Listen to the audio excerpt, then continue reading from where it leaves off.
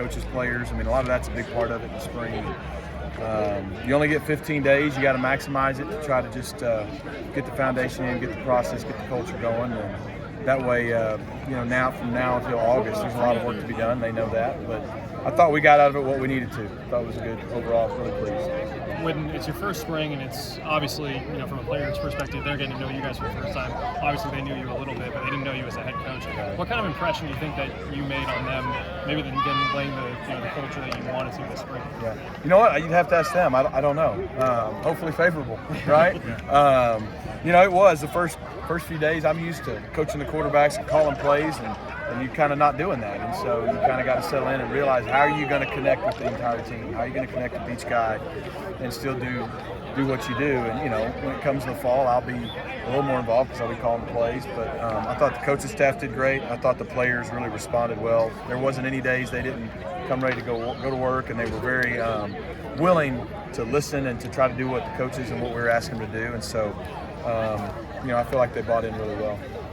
How important is setting that foundation when now you're going into a more hands-off time for them to kind of know what the coaches expect, what they need to be doing? It's huge because, you're going to go into this, you got about 3 weeks of lifting weights, then finals, and they get about 3 weeks off, and then they got June and July. And other than being in the weight room and limited exposure to us, a lot of what they do in June and July is on their own. So they have to understand enough of what we need to work on, at least the basics and the foundation, to really try to perfect that. So when we come back in August, that stuff is like habits now, it's second nature, and now we can take the next step. The other thing is, it's spring. Your roster is always a little depleted in the spring because you had your seniors and people leave, and you haven't brought all your new people in, whether it's the 12 freshmen we got that'll show up June 1st or any transfers that we have coming in. There'll be an influx of a lot of new faces, and they need those guys to be able to show them the way, so they're not way behind in August. And then, so it's pretty important that we got that foundation done so they can take it and run with it on their own. You mentioned the newcomers coming in, the freshmen and transfers. How many spots do you still have open if anyone else becomes available to you? Yeah, it's kind of a moving target. To be honest with you, we have spots, and a lot of it depends on your current roster and how things move around on how many you can eventually add. But like I said, at least 12 players for sure because they've signed, the freshmen, and then you're probably looking upwards to 15 to 20 people that aren't here on the team that'll be here either in June or August.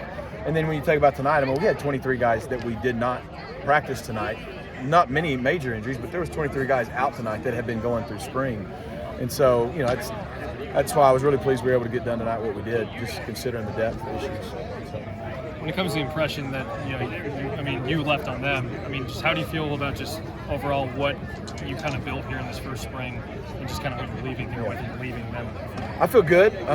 Next week we'll start what we call exit meetings, and so position coaches and coordinators meet with them, and I'll meet with all the guys, and that's when you get a chance to really sit down and debrief. Like, you tell them what you saw, and they can give you the feedback, and that's when you think but you really have probably a better idea.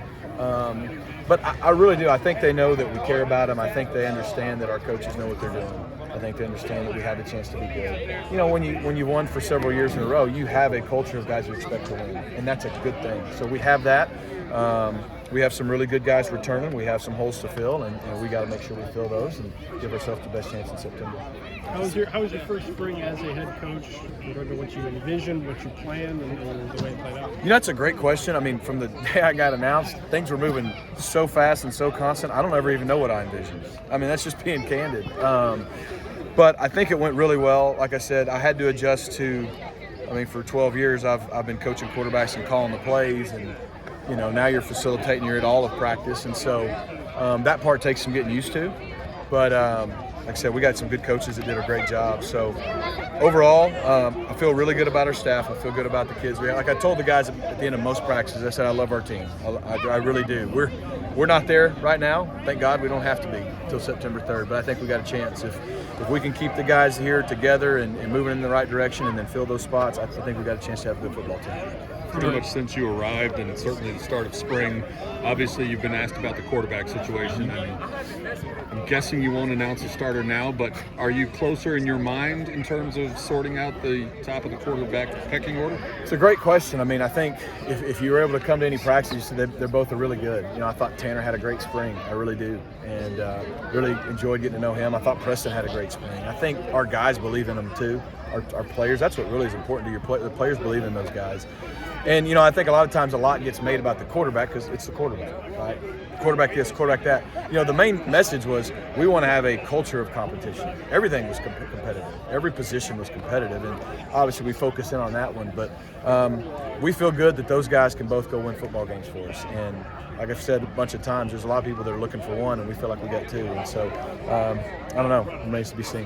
What do you do for a quarterback evaluation now in so far?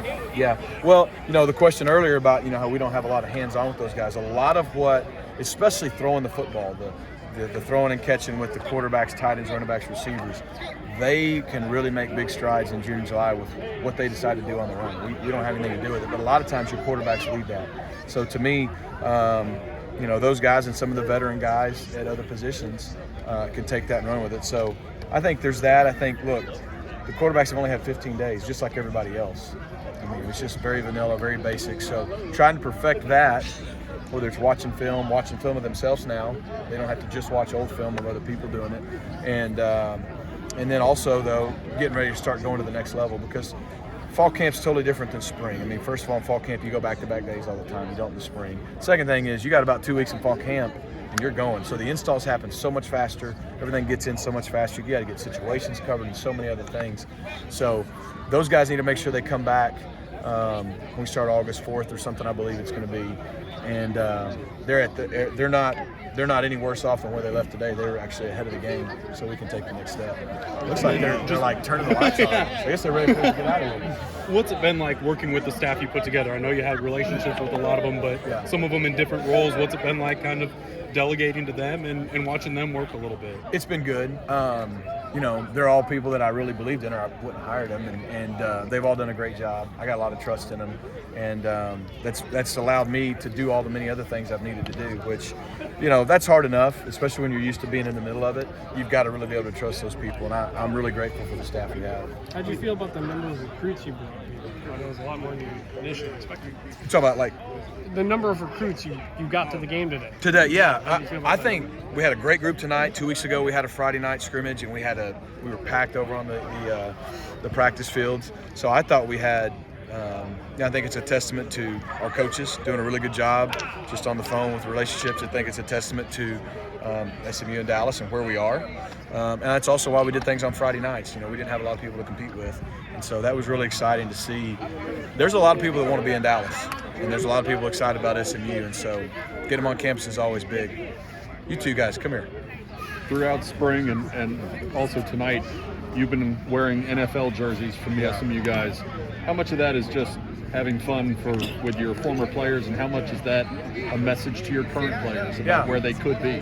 Yes, all the above. Candidly, it started, so Colin Granson, we were about 4 or 5 practices in, and he comes to a walkthrough one day, and I hadn't seen him in a while, and his dad was with him, and so we're just talking. All of a sudden, I didn't know it, they brought me a jersey, and he signed it and gave it to him. I'm like, man, that's awesome, and it was kind of cool to catch up, and from the year that I got to coach him. And so somebody walked up and said, hey, you should wear that at practice tomorrow. I'm like, yeah, I should.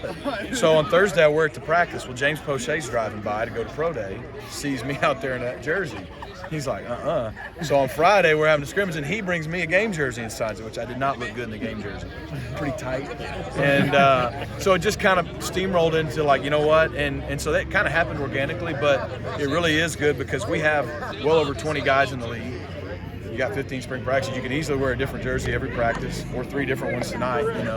We'll give Eric Dickerson a pass. He's not still in the league, but he's grandfathered in. But it's the closest I'll ever get to being a Hall of Famer. You know what I mean? But it just is good. It's good to show the appreciation for the former guys who've come here. But yeah, our players. One day I came out with that one on, and the players were like, "Hey, where's your jersey?" And that's when it hit me, like, it does matter to them. That they appreciate it, and it gives them something to shoot for. So now it's expected that the guys who get drafted or signed this year, they owe you jerseys That's too, what right? I told him. Yeah, I already told Reg. I'm like, that's what I told him. And then you got like Becker and Xavier Jones over here, and Delonte going, okay, I'm gonna get you one. All right, you get me one, I'll wear it. That's kind of the new deal, I guess. If you get me one, I'll wear it, no matter how tight it is. They go in your closet back home, or were they? Right now they're just pending, but a lot of the guys are signing it. Like Cortland came out, and signed this one in the middle of it. And so what I'll do is, probably get a bunch of them framed, put them in the office, put them places, and that'll help. So, yeah. You guys got anything to say? How was spring for you guys? It was awesome. Yeah? You got high expectations? Yes, sir. Glad to be back in Dallas? Yes, sir. Did you get a Portland Sun jersey? No, Not yet. not yet. He owes you too, right? Yes. Okay, good. Anything else?